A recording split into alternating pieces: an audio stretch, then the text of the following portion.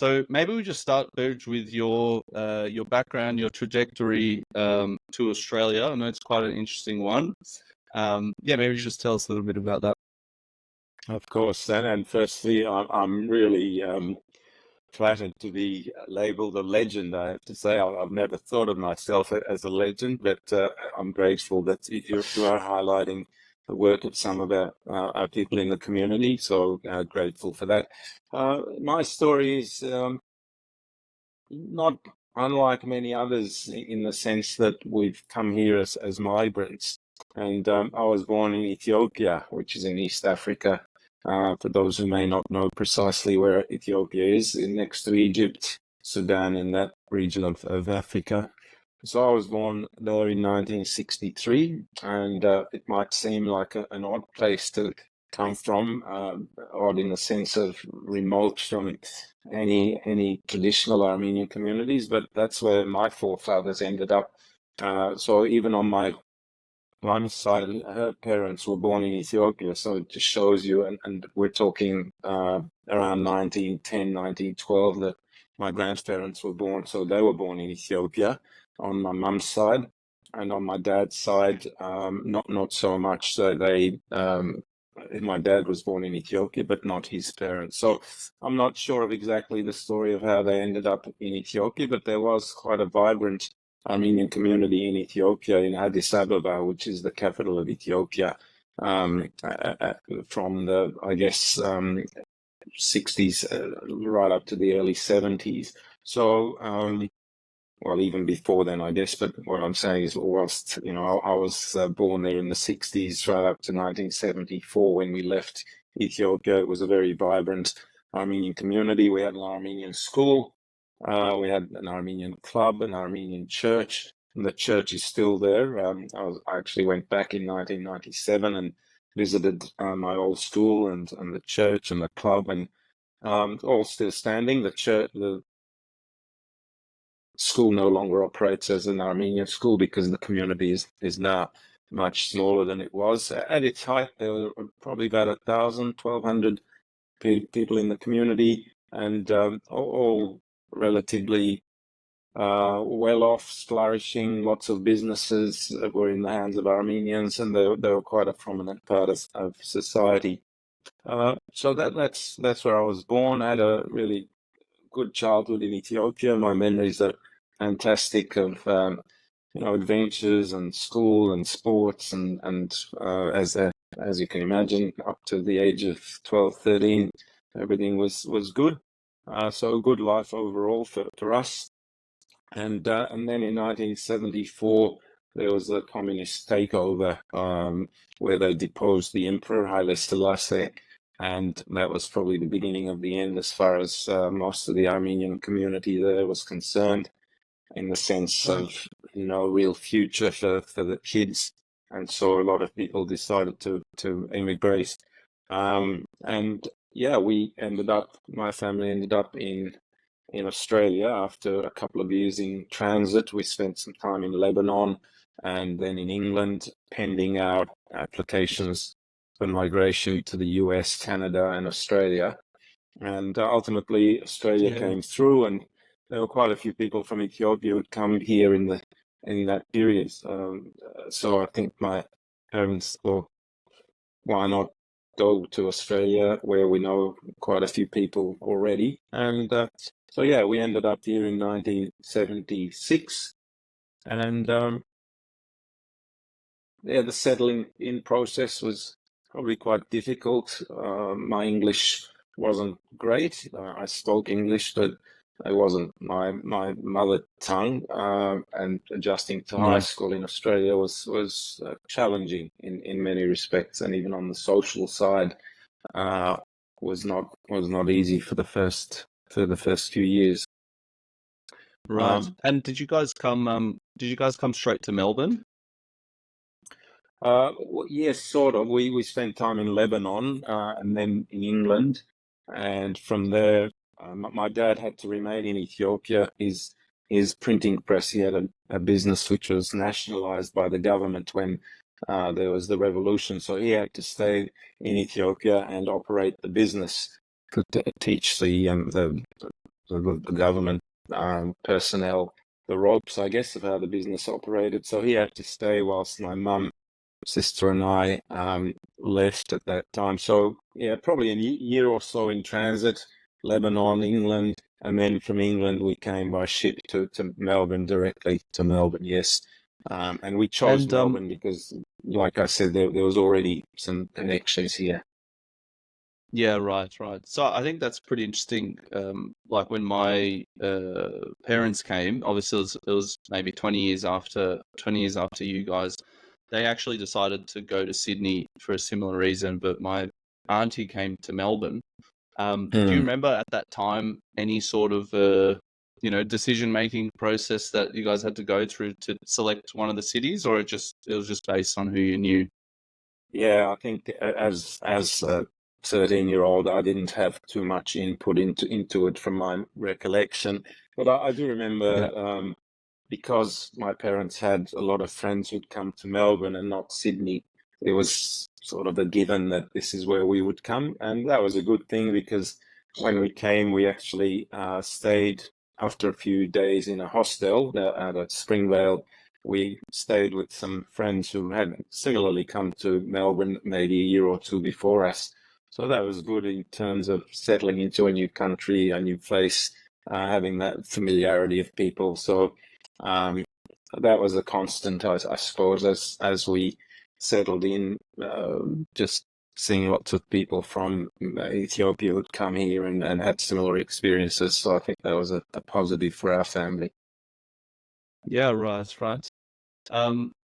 And maybe you could talk to us a bit about your high school experience leading into university, and then obviously into your sort of professional life, and what sort of influenced you and guided you in those years to make the decisions that you did.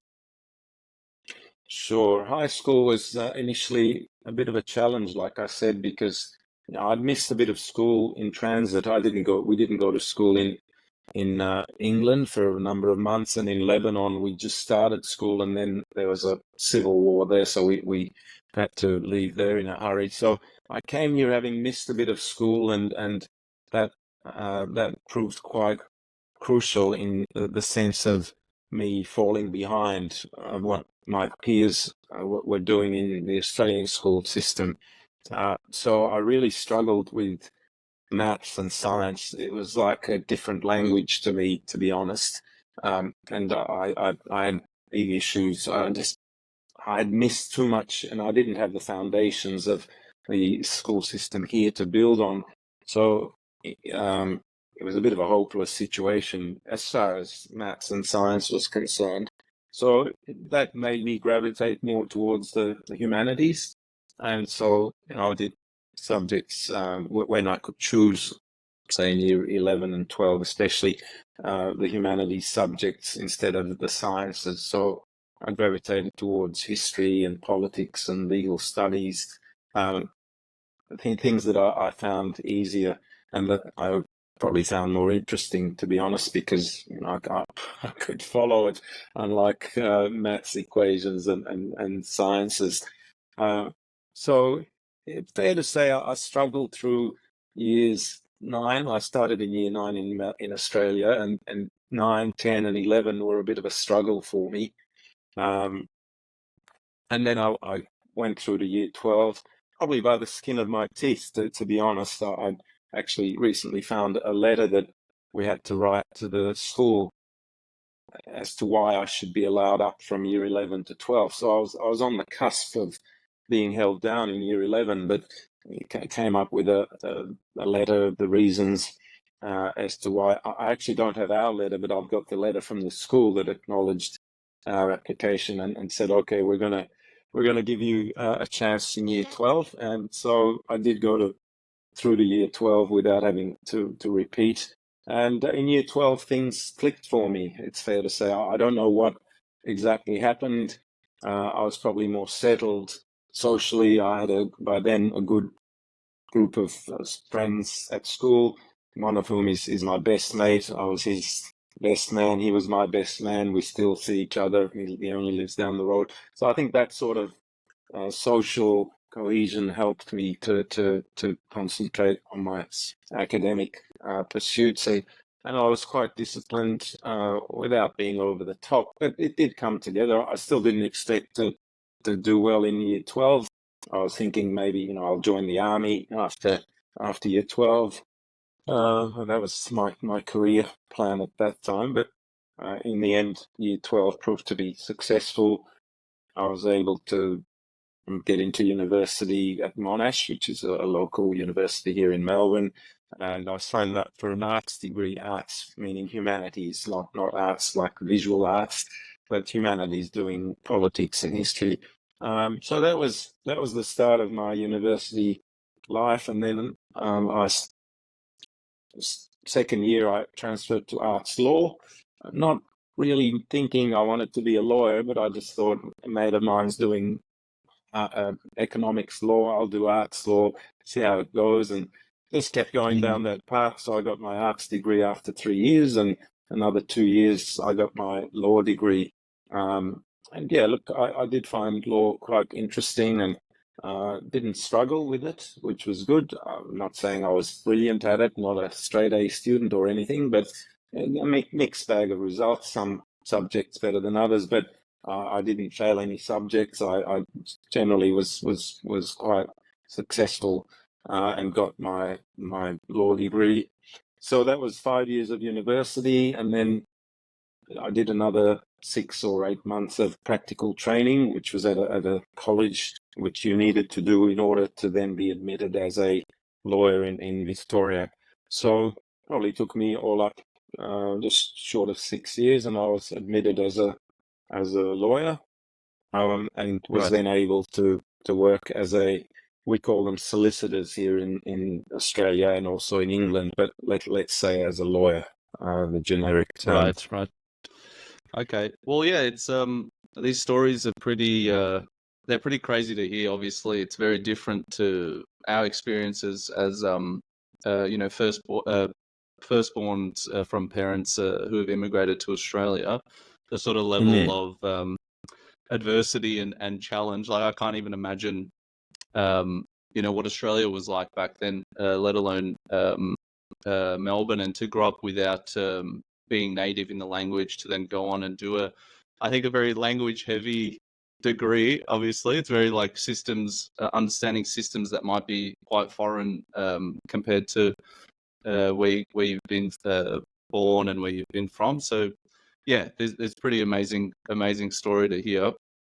So I'm really interested to hear about sort of the next steps in your career, and maybe you could talk a little bit about if there was a moment to sort of decide whether you're going to go towards the public sphere or the private sphere with your law education. Sure. So having done my degree and my practical training, I was then admitted as a lawyer in the Victorian Supreme Court. So it then just remained to get a job and start working. So what I did know from the course I'd done and the practical training was that criminal law was of particular interest to me.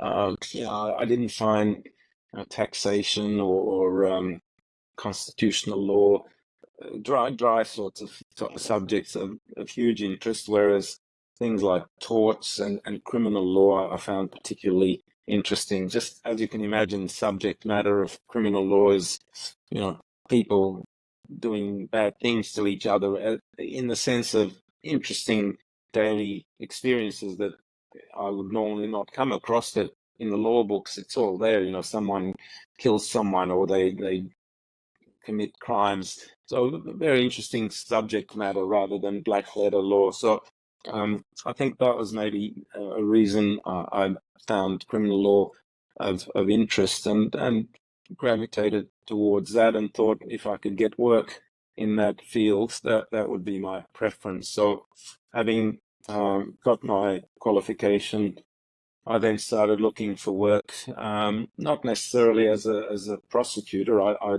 actually initially was thinking I'd work for legal aid, so doing defense work, but I couldn't find work with that office. And then just by chance, I saw a newspaper ad from the Commonwealth Director of Public Prosecutions, which is our federal prosecuting agency in Australia. And the ad, I think I've still actually got the ad. I was going to look for it before this interview.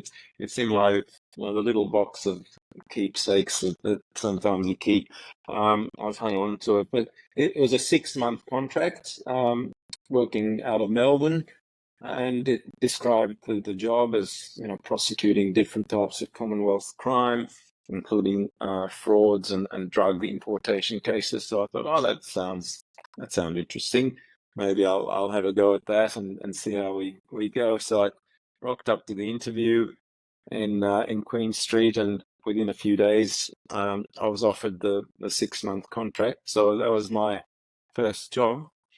And 6 months temporary or contract became permanent, and I stayed there for 37 years, and finally retired Wow. last year. So it's been a bit over a year that I've been retired. So I stayed with that same office in Melbourne for that whole period. Obviously, different roles during that time.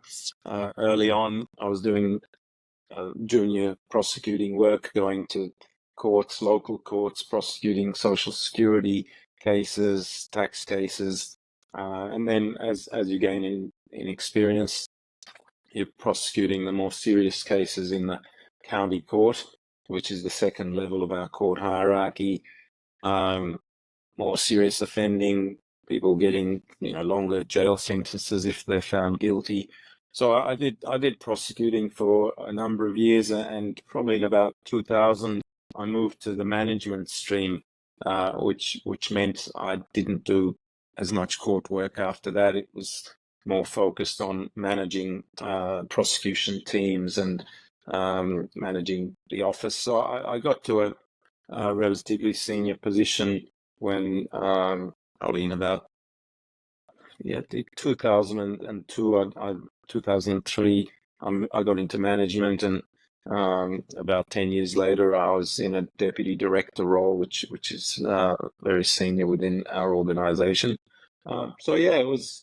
Look at they call it a journey these days. You go through different cycles, and I myself, I've been very fortunate in my journey, and enjoyed every minute of it, both doing the court work and later on the more management style, the management aspects of the role, and lots of friends that are still with the office that I catch up with, some who have retired that I still catch up with, some who are still there that I catch up with.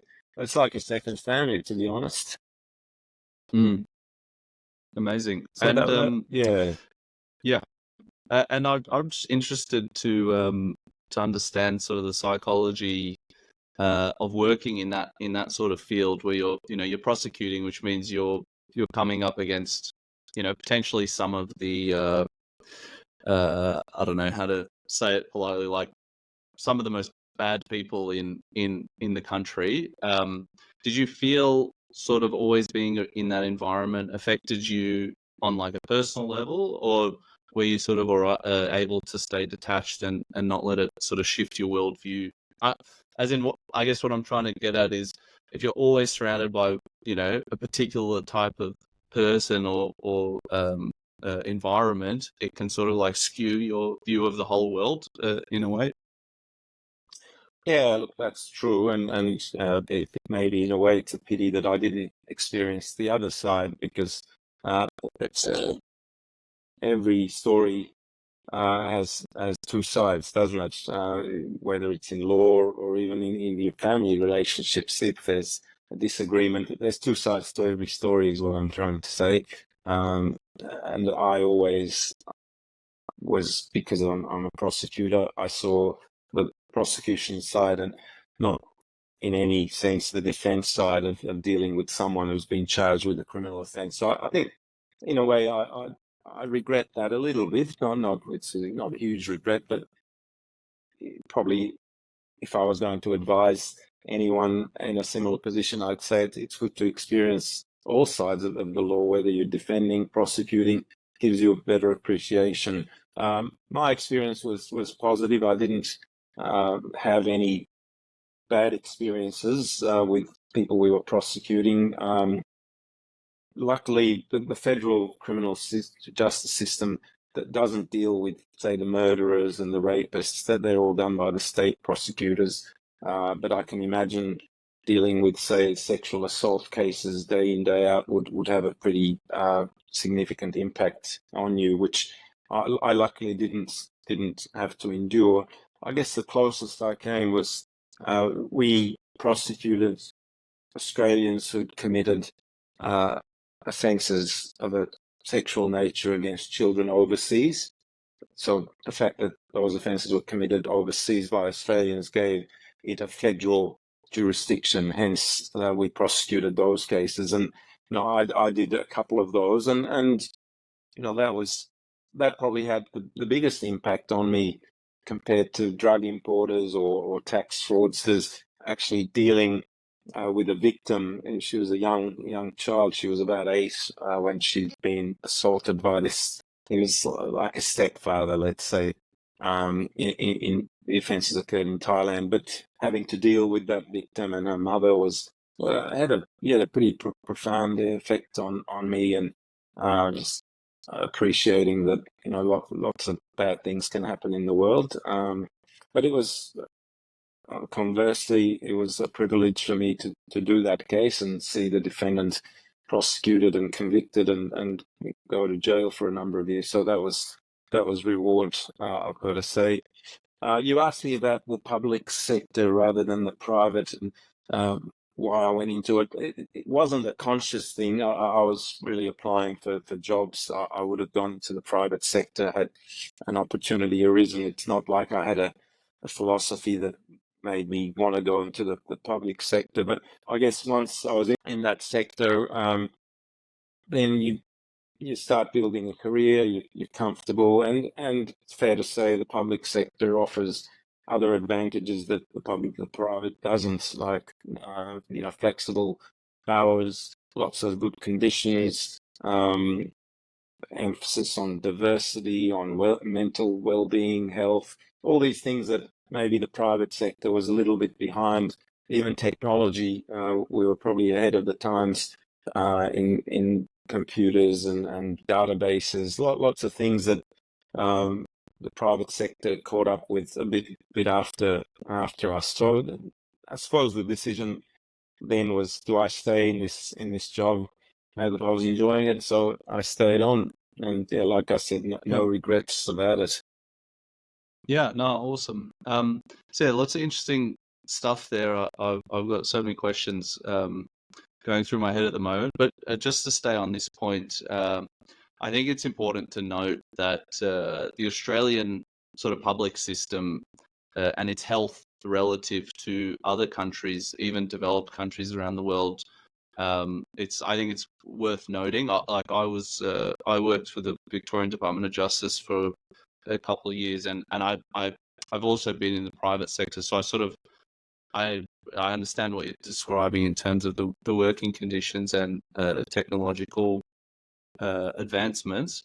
Whereas if I'm comparing it to somewhere like Armenia or the US, where I feel a lot of people go into government jobs to learn how the government operates, to then go into the private sector to beat the government at the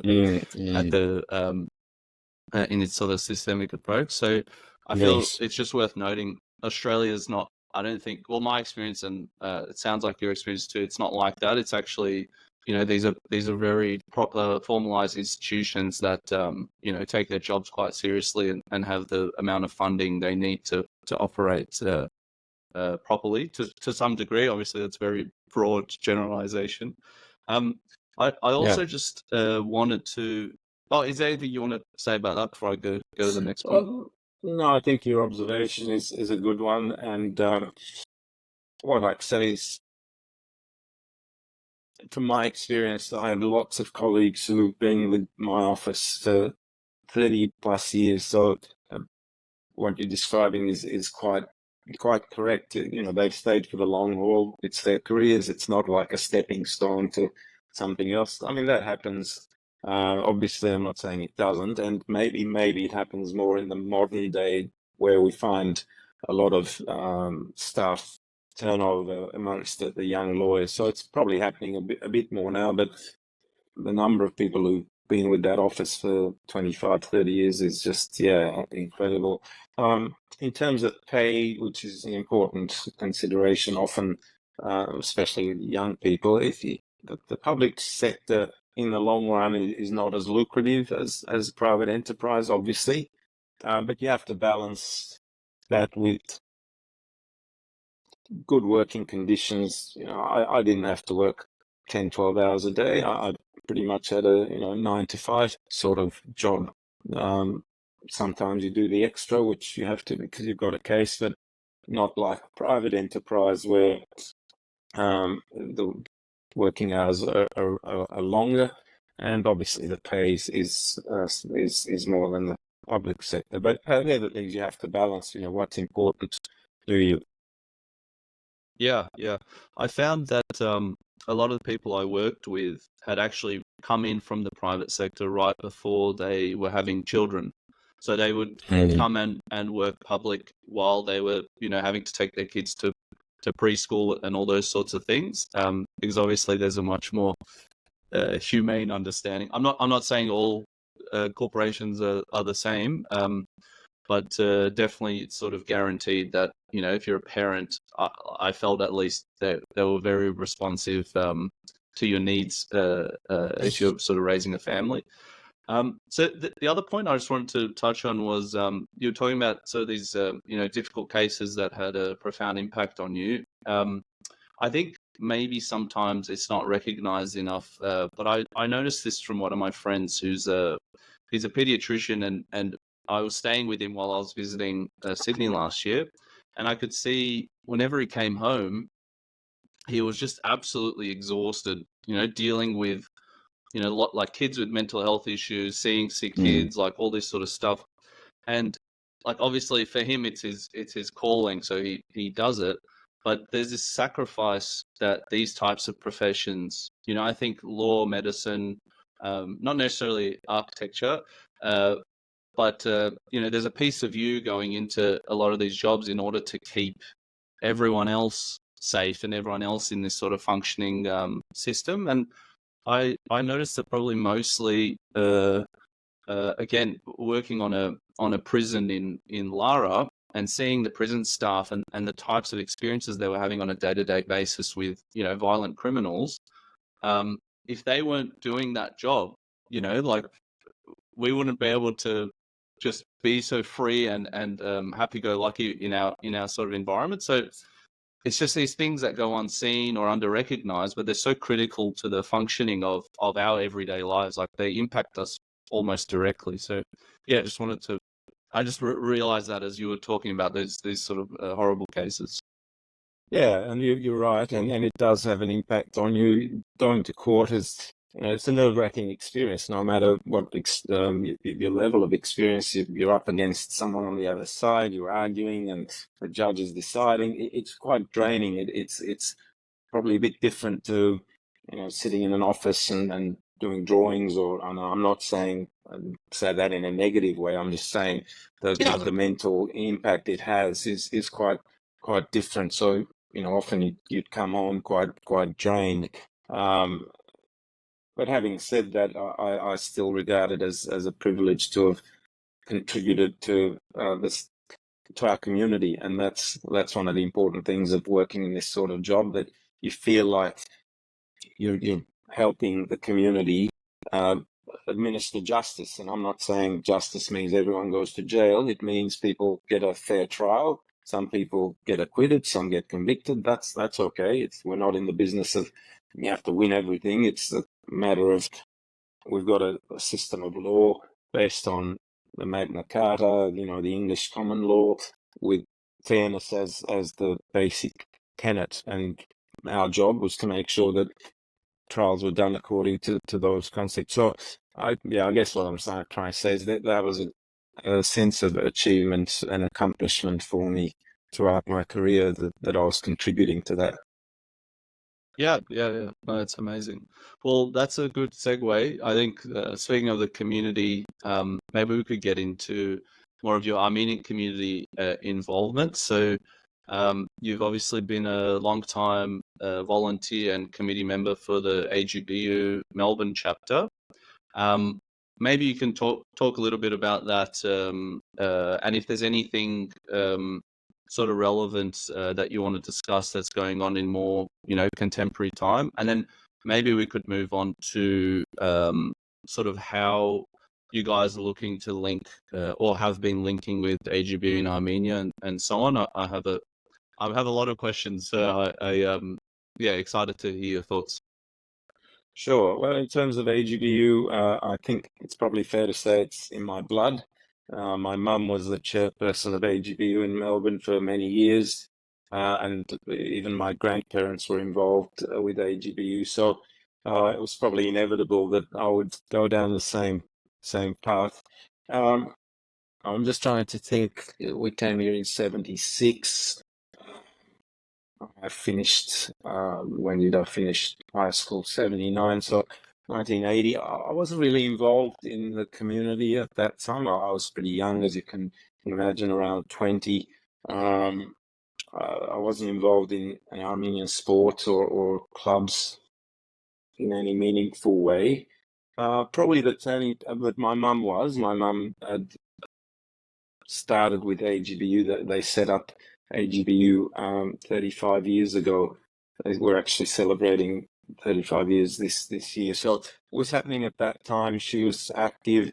And I would assist where I could, but I wasn't hands-on, I suppose, at that time.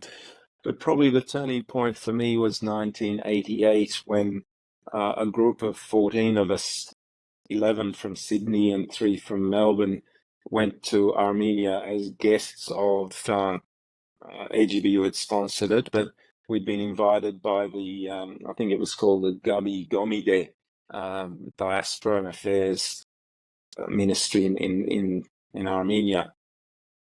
So as you can imagine, 88, it's still Soviet times, but things were starting to brew politically in that part of the world. And I still remember we were in Yerevan, and in the opera forecourt, there'd be demonstrations, people yelling and screaming and speeches. And so things were clearly happening.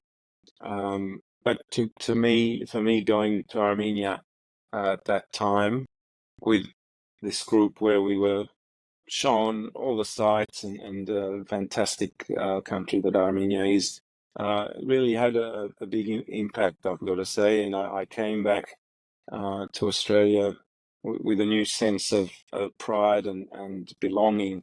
And even arriving in Armenia, we were on the Aeroflot from Moscow, and people around you are talking Armenian, and the hosties and then the workers, Armenians. You're thinking, this is a total alien experience for me, because we don't have this in Australia, or we didn't have it in Yeah. Ethiopia, where everyone around you is Armenian. So that was a real eye-opener and a source of great pride. Even though Armenia at that time, I've got to say, wasn't particularly advanced in terms of tourist infrastructure. You couldn't find any restaurants, or we stayed at the Armenia Hotel, but that's about it. There wasn't too much happening on the social side. You couldn't waltz out to Northern Avenue. There was no Northern Avenue at that time. So in any case, having come back from that memorable trip, we were there about 2.5 weeks, I found myself getting involved more with the youth, AGBU youth. We formed a good, because we made friends with the Sydney people. That connection continued, and we'd go to Sydney for sport games. They'd come here, and we still maintain some of those connections and relationships. So I think that was the seminal point for me, like a revelation or an eye opener, which made me think, yeah, I'm proud of my heritage, and I want to become involved, and I want to develop it and contribute and do whatever I came. So, 88, the trip, early 90s, lots of youth progress being made. And then 90, I think about, what's 35 years? You do the math for me. Sorry. So going back 35 years from now, where does that take us? It's now 2024. Is that about 1990. 1989? Around there, 90, Yeah. 89, 90. So AGBU then is forming, and we don't have a hall or land or a center, but we're using community centers for our activities, and quite a vibrant sort of atmosphere, I've got to say, and lots of young people who are keen to interact and do things. So yeah, that was probably the 90s, and then I got involved in the 90s with volunteer radio on community radio 3CR in Melbourne. AGBU took on it, a program that a couple of individuals had been running for many years. They couldn't continue, so AGBU became involved with that program. So I with my grandmother used to do one show a month on 3CR community radio, and that continued for me right up to last year when we brought that relationship to an end with the community radio station. But yeah, so lots happening, and I joined the committee in about 2000, I think, around late 90s, and I'm still on the committee now. I'm the public officer, which gives me certain responsibilities, but we bought a property out at Scoresby. We've developed a centre where we meet regularly. There's weekly card games, there's monthly meal nights, there's lots happening there, which keeps me busy now that I'm retired from my profession. So that's good to keep my hand in and contribute. So I've said a fair bit there. I'm not sure if there's anything you want to pick out of that, but that's probably a summary of how I started and continuing involvement, and my family's still involved. My mum's, she often comes to our functions and supports us. My kids are active, not just with AGBU. I've got to say they're active with all Armenian groups. They play soccer with Sargan Soccer Club here. They play indoor soccer with Salmon Men. They're involved with AGBU. So that's a good thing, that we don't want to see these divisions, which maybe traditionally existed a bit more strongly than they do now, and we want to work harmoniously with each other and have a strong diasporan community. Yeah, definitely. No, lots to pick out there. So I think so I don't forget, just on this most recent point, yeah, I guess like my personal experience, although not in Melbourne, in Sydney, I remember I was always in every group, and sometimes it was a bit hard to, I think, for people to understand me, basically, because like some people very strongly identify with the group they're in, and there's obviously this higher level of understand, like, just perspective of seeing it, all as Armenian and all as one. And it just reminded me of when I was playing basketball. I would, because I obviously we're kids, everyone's friends, we're all in different chapters, but we all spend time together. And someone would call me and be like, "Hey, can you come play for our club tonight? We don't have enough players." And I'd go put on a jersey of another team and play, like, no issue. Even as a kid, I didn't have any issue with that. And then there were some older community members who really, really got offended by things like that. And I think you're right in saying that that those things have softened to some degree. But definitely, I think that I'm totally on, like, basically what your kids are doing, from what you're describing. I think that's the right example to set of how to sort of exist in these groups. The other thing I want to talk about. Oh, sorry, I keep sort of jumping. Did anything you want to comment on that? No, look, feel free to jump in. That's fine. But I think just on that last point, I do have a fear for our community, I've got to say, because I can see that in terms of the future, second, third, fourth generations, what's going to happen. We're already a small community, especially in Melbourne. So I do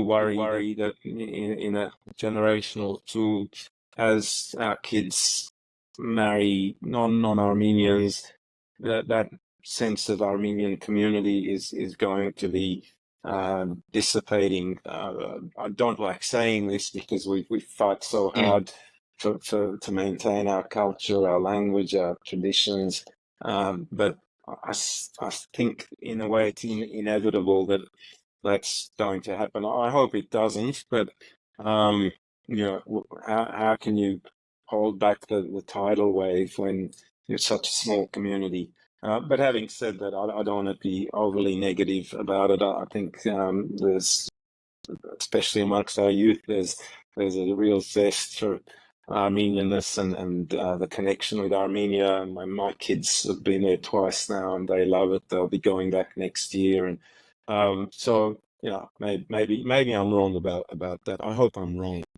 But we do what we can, I suppose, is the point. Yeah. No, like definitely it's a point. I think it's important to raise the issues because sometimes I think people are afraid to really look at things for what they are because it might not be very comfortable or something that they want to see. But without sort of identifying the issues, and there's no real way to approach them. So I have, obviously a lot of views on the community and what I think, we need to do to sort of not necessarily hold back the tide, but to move with the tide in a way. And what you're describing earlier ties in really well, where it's your visit to Armenia that's really inspired you and brought you into the community. I myself went to Armenia for the first time when I was 20, and it was life-changing in a way. But I know now there's programs. The Office of the High Commissioner does a program for young people. I think I'll put in the details a bit later. But basically, if you're between 12 and 18, they organize a camp for you to come from the diaspora to see Armenia. Hamazgain was doing the year 11, year 12 students every year to take them. I'm not sure if they're doing that anymore, but probably they are. So I think that there's a clue in there that it's like basically have your feet on the ground in Armenia, and there's a very powerful, retention of culture and more so understanding why it's important to know language, to know culture. I never, I was going down my Australia track. I was an Australian kid. I had all my Australian friends, and I sort of put my Armenianness to one side because it felt quite irrelevant outside of a sporting nav games situation. And then when coming to Armenia, it was like, well, oh crap, I can't even string a sentence together to talk to a person. I got to lift my game. And then all of a sudden it's like, oh, okay, this is why we're doing language lessons. How important is language based on your experience coming to Australia in order to be able to not only communicate, but to present yourself. Who are you? It's all comes through your communication skill. So Yes. I think that's a big clue. Yeah, and I think what you're doing is fantastic and an inspiration, I've got to say. And there are others like you who've gone to Armenia from Melbourne, and they're living there and working there, and whether they stay there in the long run, in a way, it's irrelevant. I think that you're giving to your mother country, and I really admire that, and it's something I actually want to do as well, even though I'm a bit older than you and others who might have gone down this path. Now that I'm retired, I do want to go live in Armenia for a little while and contribute in some way. Whether I don't care what it is. I've got English language skills. I speak Armenian. I read Armenian, write Armenian. So maybe my skills can be utilized by whoever, whether it's AGBU or the Ministry of the Diaspora. So I'm looking forward to that in the next couple of years, I have to say. And it's commendable that people are doing that and building the capability of Armenia, which is something we have to do that will advance our nation. Why not? It's reminded me actually of, I've been reading a book on the Kennedys, Robert Kennedy, John F. Kennedy, and JFK's famous quote of, don't ask what your country can do for you, but what you can do for your country. That's in a way, the important message that I'm seeing in all of this. Let's help our country if we can. Yeah, definitely. I was speaking to a constitutional lawyer from France a couple of days ago, and she obviously, France has a very strong lobbying tradition from a local level all the way up to the national level, and she was saying basically what the most important thing is to just come and bring skills and transfer those skills through just being here, whether that's 1 week a year or living here, whatever people can contribute from that time. So I feel like you're saying something quite similar. And these types of interviews, that they're uncovering these new ideas, not necessarily new, but they're sort of bringing together A, the shared issues, and B, the shared approaches that people see as effective, and it becomes sort of evidence-based as opposed to, I just need to fly to Armenia to help, and it's this big, Armenia is this big blob, and helping is, who knows what. But yeah, and I know we've been speaking for quite some time already, but maybe just to start to wrap up, you could give some advice to either, young people who want to become lawyers or want to go down, the public route. And then maybe just about, some advice you could give about existing within the diaspora community, if it's particular to Australia or if it's, obviously you've lived in a few different places. Yeah, anything you comes to mind that you could offer. Sure. On the first point of advice, I guess from my experience, I would say that whatever you do, you've got to give it your all. But be open to new experiences and challenges. And even within the context of my office, there were times when I was given a new role, something that was a bit different, challenging, and it's probably easy to say no and stay the course with what you're doing, what you're comfortable with, whereas something new offers a bit of a different challenge, extending your boundaries. But I've always found that that's helped me, I've got to say, whenever I've taken on new challenges readily, and that's important. If something's offered to you, take it on. Don't hesitate. That's definitely been a big help for me, because people say, "Oh, yeah, well, I remember when we gave him that, and he did that well. He took it on and gave it his all." So that's helpful from my experience, at least in the public sector, of taking on new challenges.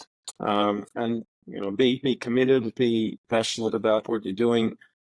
Obviously, there might come a time where that passion runs out, and I'd say that's a good sign that you should be moving either to a different position, different role, or leaving an organization and looking elsewhere. In my case, I could have kept going. I was 59 when I stopped working.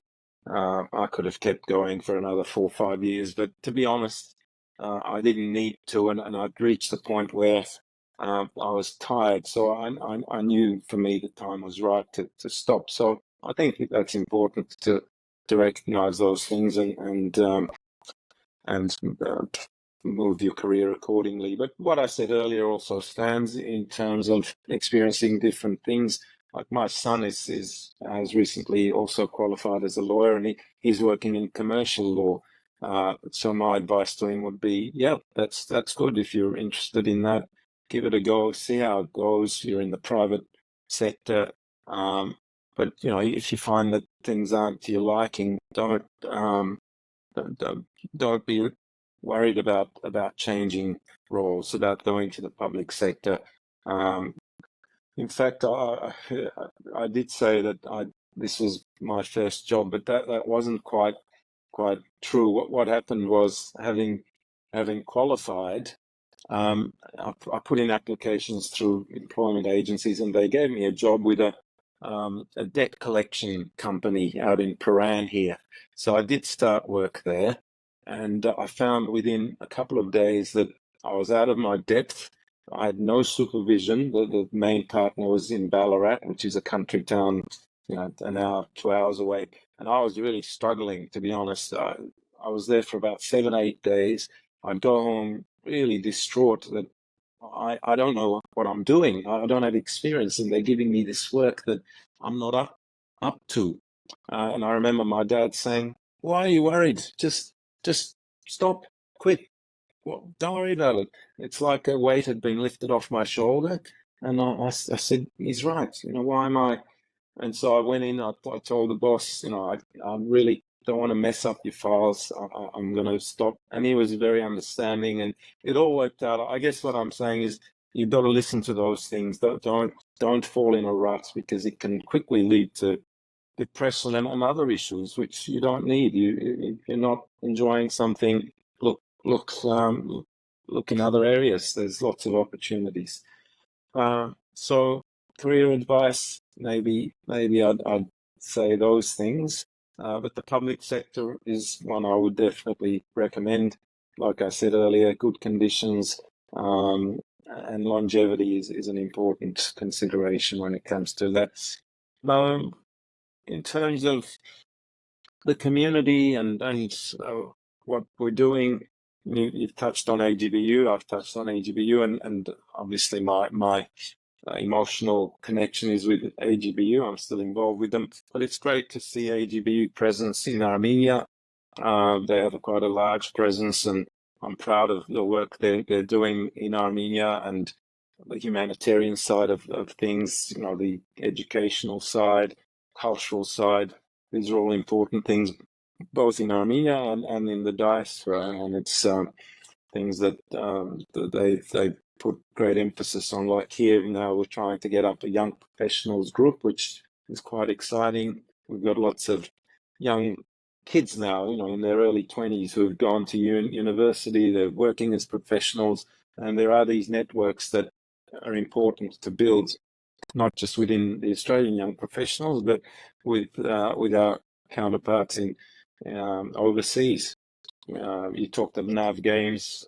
I went to LA in '92, which is where I met my wife. She's from America. So these are real connections that you make through these international networks that groups like AGBU foster and encourage. So I think that's very important to continue and to build on that. Yeah, I'm just trying to think. What else did you ask me? Sorry, I lost track a little bit. No, I think that was a amazing answer. Yeah, just like concrete advice that people can take, and I think the importance of getting involved, not just career wise, but obviously community wise, and just seeing what's out there on offer. Going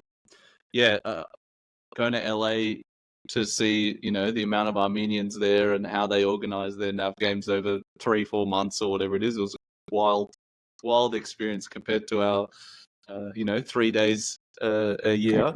But yeah, no, Berdj, it's been so good to chat and very insightful, and I feel I've learned a lot from this conversation. So thank you for joining us. Really appreciate you giving your time and offering your advice and knowledge. Oh, look, you're welcome, and thank you for the opportunity. My parting message would be that we need to be strong in the diaspora and united as much as we can be, so that we're fully behind Armenia. Obviously, there's some political divisions and things happening. A very tumultuous time for our nation, and whatever your politics, I hate to see division within our people, our communities, because that means you're playing into the hands of the of our opponents. And if I've got one message, it might be very aspirational. I don't know how realistic it is, but let's be united. Let's be supportive, and we want a democratic country in Armenia. We want processes that result in elections, free elections. Whether you this party, that party, it doesn't matter. Like we have in Australia, not perfect, but we have free elections, and people respect the rule of law. So I'm hoping that that's where our country is headed, and that if there are elections and people are elected, well, you let them govern, and if you don't like what they're doing, you toss them out at the next election. Look, it might be a naive perspective, but I just see division as being the start of the end for us. So whether that's within Armenia or diaspora, so let's be united as much as we can be. Yeah, I couldn't agree more. We could probably talk about this point for a very long time. But yeah, thanks again, and yeah, speak to you soon. You're welcome, and keep up the great work. Thank you for the opportunity.